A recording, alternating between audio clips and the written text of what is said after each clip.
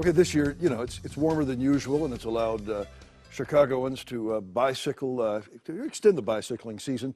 But, you know, you still need to head out with the proper cold weather gear to be prepared for anything. And Tom Witt is president of the Evanston Bicycle Club, and he's here with members Melissa Getberg and Ben Shapiro. Good to have all three of you here. Thank you for having us. You know, I'm just amazed. I don't care how cold it is. I always see somebody, 2 or 3 riders out every morning on the way to work, and it's just amazing they can do that. Tell me, Tom, did you bike today?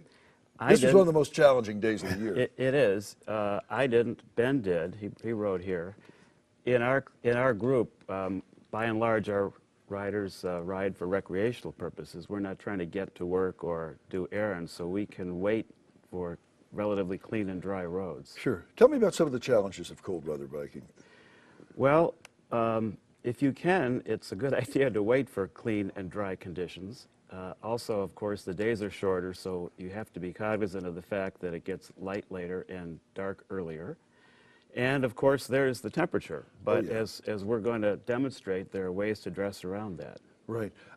Melissa, you've got some of the clothing. Obviously, got to wear brighter clothing. Correct. You want to be visible to cars.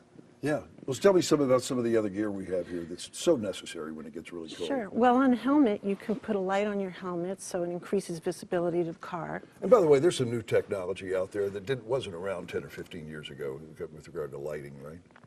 Yes, the LED lights and as far as some of the clothing here, polypropylene is a must, right? Right. You want to avoid cotton at all costs because cotton absorbs water and it'll make you feel cold, and then there's a danger of hypothermia. Right. Now these are some very unusual looking gloves. They're not really gloves. They're not mittens. What are they? They're called lobster claw. Lobster claw? Lobster claw gloves. Yeah. And they act like mittens in that they group 2 of your fingers together at a time, but they allow the flexibility with the gap in the center to grip your brakes and your shifters. Right.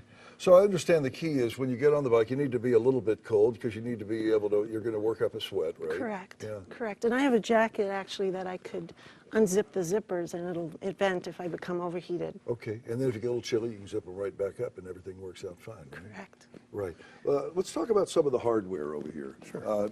Ben? Yes. I didn't know that there were winter tires for bikes. Yes. We have 3 examples of really good bikes to ride in the winter. To take your question, starting with the one in the middle, this is Dan's bike. He has and by the way, this is Dan Leister, one of our engineer in charge. Dan rides on the coldest days of the year. Right. He rode today. He's got stainless steel studs in those tires. He'll swap that out at the end of the season. It makes some noise when you're riding, but it means you're secure if you hit a piece of ice. Absolutely. Right. And your bike is? My bike is this one over here, the long-tail cargo bike. Well, that's like the 18-wheeler bicycles. It'll carry 400 pounds. Is that right? Yes. So I use this for all my everyday chores. You rode in today. I rode in today. Like any good bike for riding in sloppy weather, fenders, wide tires, a little air pressure let out so you've got a little more stability. The long wheelbase makes it very stable in all these conditions. The bright color helps with visibility. It has a generator hub, so the lights are always on. How cool is that? Yeah.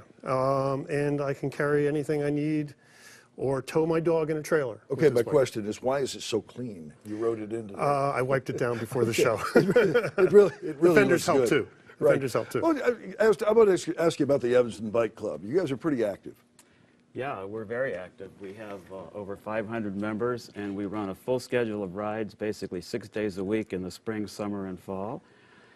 We welcome new members, and in fact, we have a website with lots of good information and tips for people who are new to the club. Great, and you don't have to live in Evanston to be a member Absolutely of the Evanston Bike Club, right? Our members mostly come from the city or the northwest suburbs or somewhere on the North Shore. All right, happy cycling, guys. Tom, Melissa, Ben, good to have Thank you very all of much. you in. Thank you. Really think it's terrific to get out there and do that. If you plan to get pedaling, you can get more information, as Tom told us, from evanstonbikeclub.org. For a link, if you missed anything, you can watch this segment again by logging on to our website, WGNTV.com/midday.